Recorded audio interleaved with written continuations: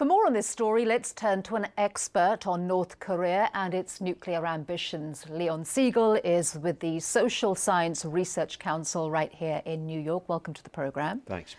So let's talk about what exactly did North Korea launch and did it accomplish its objectives? Well, as far as we can determine, they were trying to put a satellite in orbit. And to do that, they were using technology that they could also use for a missile, the first two stages of the Taepodong-2. But it failed in the sense that they failed to put the satellite in orbit.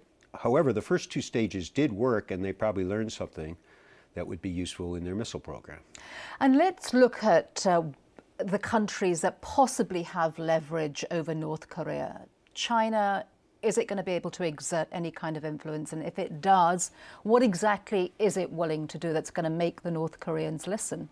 Well, the Chinese understand that pressure won't work and condemnation won't do any good either. The only way to fix this problem is to negotiate with North Korea, both about missiles and in six-party talks about the nuclear program.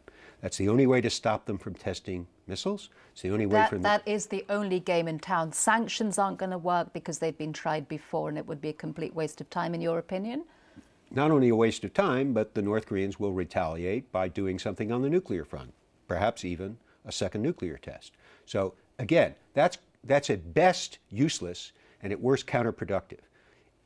The North has offered missile talks, and I think they'll be willing to go back to six-party talks. That's where the action is. That's what we ought to be doing.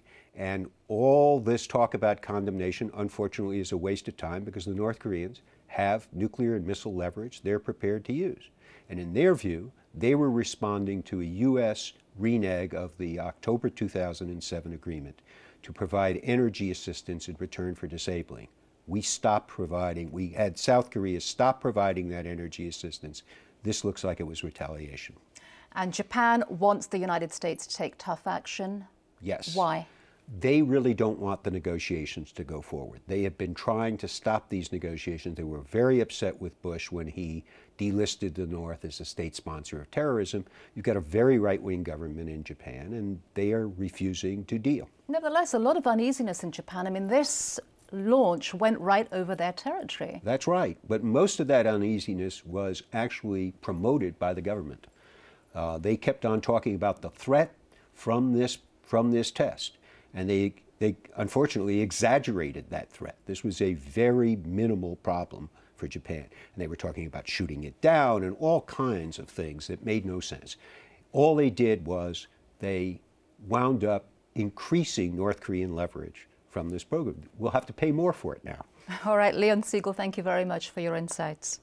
Thank you.